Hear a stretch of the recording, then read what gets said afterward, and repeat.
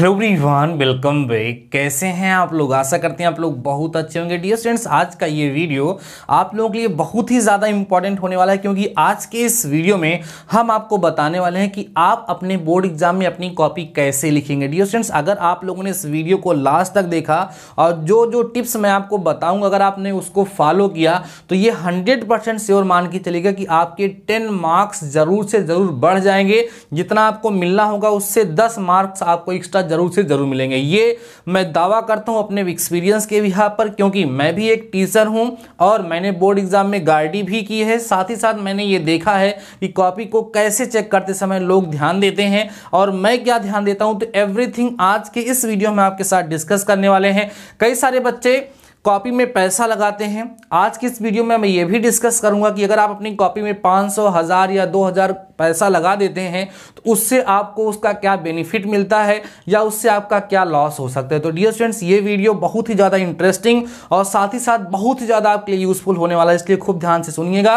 और dear students, video start होने से पहले मैं आपसे बता दूं, अगर आपको वीडियो पसंद आ जाएगा तो अपने दोस्तों के साथ जरूर से जरूर शेयर करिएगा और लाइक करके कमेंट सेक्शन में अपना सपोर्ट जरूर से जरूर दिखाएगा। Dear students, first of all हम यहाँ पर बात करेंगे कि बोर्ड एग्जाम में आपको कौन कौन सी चीजें ध्यान रखनी है। कोई भी बोर्ड एग्जाम देने जा रहे हैं, ठीक है, बोर्ड एग्जाम जैसे मान लीजिए अभी आप लोग सेमेस्टर एग्जाम देने जा रहे हैं, तो सेमेस्टर एग्जाम में आपको क्या क्या चीजें ध्यान रखनी है।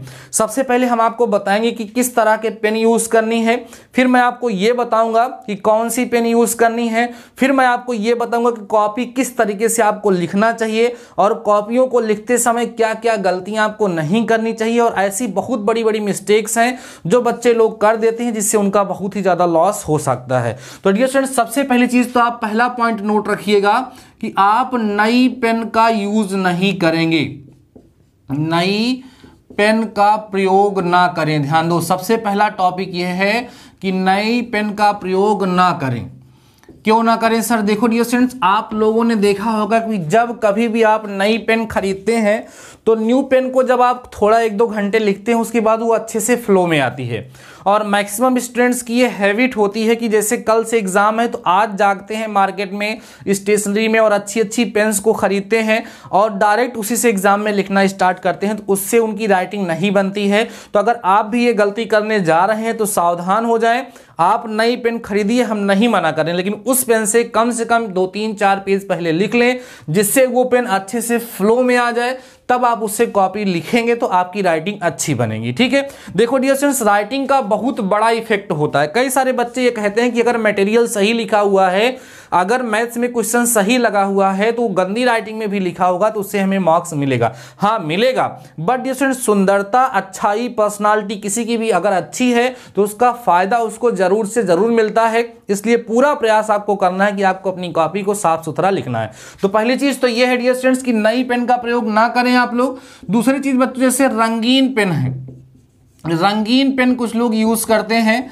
रंगीन पेन बच्चों जैसे लाल हो गई, ठीक है, खासकर हरी पेन हो गई, ठीक है, इन सारे पेन का प्रयोग, ठीक है, पेन का प्रयोग आप ना करें। ठीक है, तो सर कौन सी पेन का प्रयोग करें हम लोग, किस पेन का हम लोग प्रयोग करें तो अच्छा होगा? बच्चों याद रखिएगा आप लोग, केवल और केवल नीली, ध्यान देना, नीली और प्लस काली, ठीक है, नीली और काली पेन का ही यूज अगर आप करेंगे तो आपके लिए ज्यादा बेनिफिशियल होगा। हाँ बच्चों, काली रंग की स्केच पेन का अगर आप यूज करते हैं तो आपके लिए बहुत ही ज्यादा बेनिफिशियल होगा। ठीक है, ये तो मेन चीजें हैं राइटिंग को अच्छे से निखारने के लिए, अच्छे से करने के लिए। ये पहली चीज है कि नई पेन का प्रयोग ना करें आप लोग, रंगीन पेन का प्रयोग ना करें। कौन सी पेन का प्रयोग करें सर? नीली या काली पेन, माने नीली और काली दोनों का प्रयोग करके ही अपनी कॉपी में आप लोग लिखेंगे सुंदर तरीके से, आपको अच्छे मार्क्स मिलेंगे। अब बात होती है कि सर लिखावट में क्या चीजें ध्यान दी जाए जिससे हमारी कॉपी देखने में सुंदर लगे और एग्जामिनर उसको देखते ही अच्छे अच्छे नंबर की हमारे कॉपी पर बौछार करना शुरू कर दे। तो ध्यान रखो बच्चों, कॉपी को लिखा कैसे जाता है? कॉपी में बच्चों हमेशा हेडिंग डाल के लिखा जाता है। ठीक है, हेडिंग का यूज करें। देखिए मैं समझाता हूं कि कैसे कॉपी में लिखेंगे तो आपकी कॉपी सुंदर दिखेगी। ध्यान देना सारी बातों को। जैसे डियर स्टूडेंट्स, मान लीजिए आपके एग्जाम में आ जाएगा कि विद्युत धारा, ठीक है, विद्युत धारा किसे कहते हैं? एक छोटा सा प्रश्न है, विद्युत धारा किसे कहते हैं। ठीक है बच्चों, एक प्रश्न आ गया आपके एग्जाम में कि विद्युत धारा किसे कहते हैं, यही आपका क्या है प्रश्न है। तो इस प्रश्न को करने का तरीका क्या होगा, ध्यान रखिएगा। जब आप अपनी कॉपी में लिखना शुरू करेंगे तो आप काली पेन, ठीक है, काली स्केच और साथ ही साथ नीली पेन और नीली स्केच का भी आप लोग यूज कर सकते हैं। हेडिंग डालने के लिए काली स्केच का अगर आप यूज करते हैं तो बहुत ही ज्यादा वो अट्रैक्टिव लगता है, इसको ध्यान रखिएगा आप लोग। तो सबसे पहले बच्चों आप लोग क्या कॉपी में लिखोगे, प्रश्नोत्तर नंबर। ध्यान देना, बहुत ही इंपॉर्टेंट चीजें डिस्कस कर रहा हूं। अगर ऐसे लिखोगे आप एक कॉपी में लिख करके देखिएगा, आपको आपकी कॉपी बहुत ज्यादा अट्रैक्टिव लगेगी। बच्चों जैसे मान लीजिए ये आपका पेज है, ये आपका क्या है पेज है, तो इसके बीचों बीच में आपको यहाँ लिखना है प्रश्नोत्तर नंबर। ठीक है, प्रश्नोत्तर नंबर पूरा ढंग से लिखेंगे। प्रश्नोत्तर नंबर जैसे 2 का खा है तो पूरा लिखेंगे प्रश्नोत्तर नंबर 2 का खा, और नीचे ऐसे अंडरलाइन करेंगे। आप एक लाइन खींच सकते हैं या एक लाइन कम सुंदर दिख रहे तो आप 2 लाइन ऐसे खींच सकते हैं। ठीक है, ये कॉपी के बीचों बीच प्रश्नोत्तर नंबर आप लोग डालेंगे और इधर खाली रहेगा। फिर इस लाइन को आप छोड़ देंगे, इस लाइन में आप लोग कुछ नहीं लिखेंगे, इस लाइन को आप छोड़ देंगे, इस लाइन में कुछ नहीं लिखेंगे। नई लाइन से जैसे आपको विद्युत धारा किसे कहते हैं बताना है तो आप इसमें हेडिंग बनाने का प्रयास करो। प्रत्येक प्रश्न में अगर वो 1 नंबर का भी प्रश्न है, अगर उसमें हेडिंग बन सकती है तो आप उसमें हेडिंग जरूर से जरूर बनाएंगे। हेडिंग कैसे बनाएंगे बच्चों, यहां हेडिंग बनेगी किसकी, विद्युत धारा। ठीक है, ऐसे लिख देंगे विद्युत धारा। और अगर बच्चों आपको उसकी इंग्लिश भी पता है तो ब्रैकेट में उसकी इंग्लिश जरूर लिखिए। इलेक्ट्रिक करंट करके आप क्या कर लीजिए, उसकी इंग्लिश यहां पे लिखिए और फिर से यहां पर ऐसे अंडरलाइन कर दीजिए। अंडरलाइन करने के बाद बच्चों यहां पर इस तरीके से आप साइन बना सकते हैं, देखने में अच्छा लगेगा। अब डियर स्टूडेंट्स, ये जो है ना, जिस लाइन में ये है यहां से आप लिखना नहीं शुरू करेंगे, ये वाली लाइन छोड़ देंगे। यहां से हम लोग लिखेंगे और यहां जहां पर ये खत्म हुई है लाइन, यहीं से लिखेंगे, यहां से नहीं लिखेंगे, यहां से लिखेंगे। ठीक है, कैसे लिखेंगे, हम लोग यहां पर लिखेंगे बच्चों आवेश प्रवाह की दर, ना ऐसे आवेश प्रवाह की दर को ऐसे जो भी परिभाषा होगी आप लोग पूरा लिखेंगे। तो जब ऐसे लिखेंगे तो आपको काफी ज्यादा अट्रैक्टिव लगेगा। समझ में आ रही बातें? तो क्या समझे आप, हेडिंग डाल के लिखेंगे, पहले बीचों बीच लिखेंगे प्रश्नोत्तर नंबर या प्रश्नोत्तर संख्या, ऐसे लिख करके हेडिंग डालेंगे और जहां हेडिंग खत्म होगा वहां से लिखना शुरू करेंगे। मान लो बच्चों यहां पर आपका ये प्रश्न खत्म हो गया, आपको अगले प्रश्न की शुरुआत करनी है। तो जहां पर आपका प्रश्न समाप्त होता है, जहां से आपको अगले प्रश्न की शुरुआत करनी है, उसके बीच में ध्यान रखिएगा 2 लाइन छोड़िएगा आप लोग, 2 लाइन।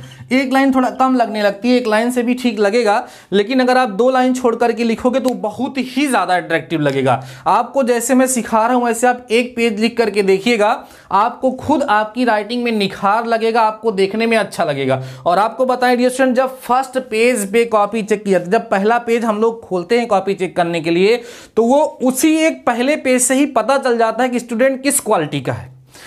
कई सारे लोग ऐसा बोलते हैं कि हम तो कॉपी पढ़ते ही नहीं। अगर स्टूडेंट के अंदर दम है तो हमसे कॉपी पढ़वा ले।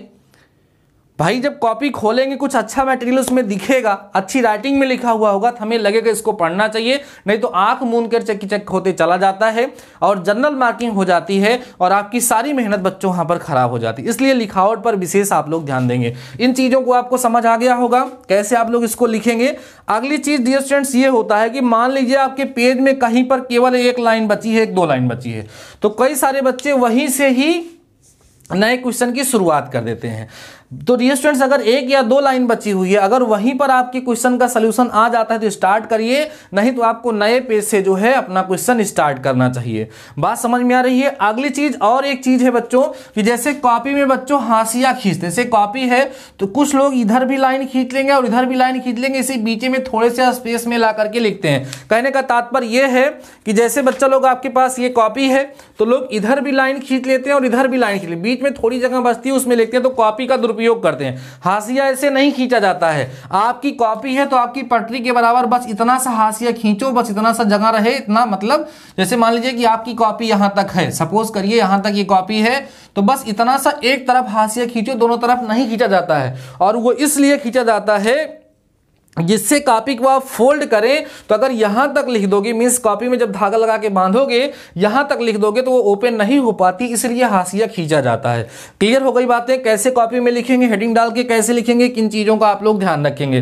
तो ये तो डियर स्टूडेंट्स हो गया। अगर इस तरीके से जैसे मैंने आपको बताया कॉपी को लिखने का तरीका, अगर आप ऐसे हेडिंग डाल करके कॉपी को लिखते हैं, सिस्टम से लिखते हैं, तो आपको बहुत ही अच्छे मार्क्स वहां पर ऑब्टेन होंगे।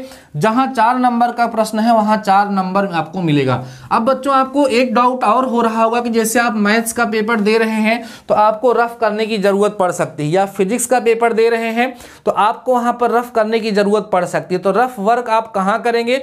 तो डियर स्टूडेंट्स, रफ वर्क हमेशा कॉपी के लेफ्ट पेज पे करना चाहिए और बाद में उसको काट करके वहां पर रफ वर्क लिख देना चाहिए। कोई समस्या आपको नहीं होगी। जहां पर आप काट देंगे, रफ वर्क लिख देंगे, कोई भी टीचर उस पेज को चेक नहीं करता है।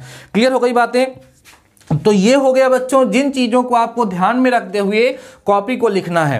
अब जो बहुत बड़ी मिस्टेक है, जो बिग मिस्टेक बच्चा लोग करते हैं, वह मिस्टेक आप लोग समझ लीजिए। नंबर पहली चीज, पैसा लगाना। कॉपी में पैसा लगाना कहां तक उचित है, ध्यान दीजिए। मैं अपने ओपिनियन से बताता हूं, मेरे साथ कॉपी चेक करने वाले जितने भी टीचर्स के बाद पैसा लगता है, उनको पैसा मिलता है, कभी भी उस बच्चे को अच्छी निगाह से नहीं देखा जाता है। कोई भी टीचर अपनी नौकरी दांव पे लगा करके आपको पास नहीं करेगा, चाहे आप उसमें 10,000 रुपये लगा दो। बात समझ में आ रही है? हाँ, इतना हो सकता है कि एक आध नंबर का अगर डिफरेंस हो तो वो आपको दे दे। वह 1 नंबर की सहानुभूति हम लोग ऐसे भी कर देते हैं आपके प्रति।